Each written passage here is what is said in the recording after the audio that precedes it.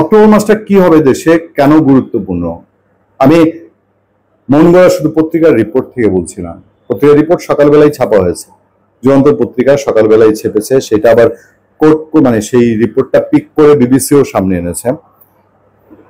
গত 2-3 দিন ধরেই যারা সরকারের সঙ্গে খুব সহযোগিতা করে চলেছেন গত 1 বছর, সেই সব দলের নেতৃবৃন্দ, একদম সেন্ট্রাল নেতৃবৃন্দ, প্রেসিডেন্ট সেক্রেটারি লেভেলের একাধিক মানুষের সঙ্গে আমাদের কথা হয়েছে।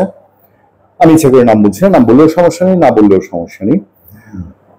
আমি বলি তাদের মধ্যে থেকে ধরেন যে এবি পার্টির মঞ্জু সাহেব আছেন, মজিবুর রহমান মঞ্জু আছেন, তারপর আপনার রাষ্ট্রচিন্তার হাসনাত করিম সাহেব আছেন, এবং এর আগে মাহমুদুর রহমান মান্নার সঙ্গে কথা হয়েছে, এবং আমরা অন্যান্য রাজনৈতিক দলের সঙ্গে আমরা যোগাযোগ রাখি আপডেট থাকার জন্য। তাদের কাছ থেকে আমি বেশ কিছু ধারণা পেয়েছি, সেগুলো আমি আপনাদেরকে বলবো।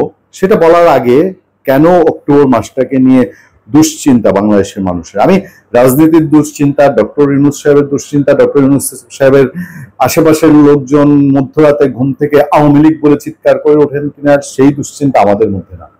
আমাদের মধ্যে এই আওয়ামী লীগ হ্যান ত্যান বেড়াছেড়া হতে হতে, আওয়ামী লীগ নিয়ে টানাটানি ছেঁচড়াছেঁচড়ি এগুলো হতে হতে, এর মধ্যে দিয়ে নির্বাচন হাবি জাবি সব মিলায়া শান্তিতে থাকতে পারি, এই দুশ্চিন্তাটা, যে শান্তি বিঘ্নিত হবে কিনা। খবরটা এক নজর দিই, যুগান্তর যে খবরটা বিবিসি তুলে এনেছে, ওই খবরে হেডলাইন করা হয়েছে যে পত্রিকায় বলা হচ্ছে হালনাগাদ সঠিক গোয়েন্দা তথ্য দেওয়ার নির্দেশ, নাশকতার আশঙ্কা অক্টোবর ঘিরে।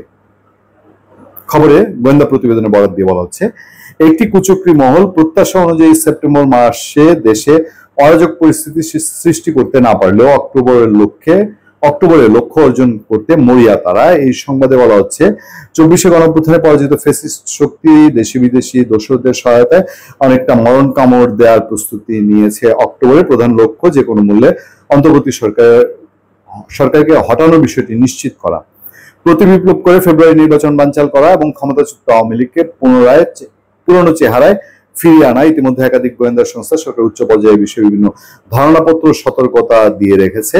তবে সরকারের পক্ষ থেকে হালনাগাদ সঠিক গোয়েন্দা তথ্য প্রদান এবং সে অনুযায়ী আগাম প্রতিরোধ ব্যবস্থা কার্যকর করার নির্দেশনা দেওয়া হয়েছে। এবার আমি রাজনৈতিক নেতৃবৃন্দের কাছ থেকে যেটা বললাম, কেন হঠাৎ করে অক্টোবর, মানে অক্টোবরে আওয়ামী লীগ ঢুকে যাবে, সরকার পড়ে যাবে, অথবা সাংঘাতিকভাবে আগের রাজনৈতিক সিচুয়েশন তৈরি হবে, ব্যাপারটা এরকম কিনা।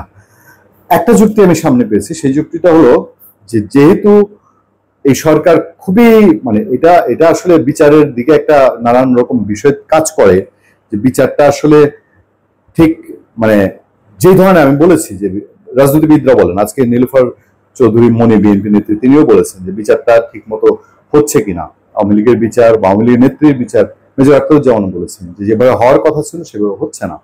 ট্রাইব্যুনাল একটা বিচার এবং সেখানে যে কোনো একটা রায় হতে পারে। এটা ধরে নিলেন শেখ হাসিনার ইচ্ছা হলো এটা 50 বছর, 500 বছর জেল বা 500 বার ফাঁসি।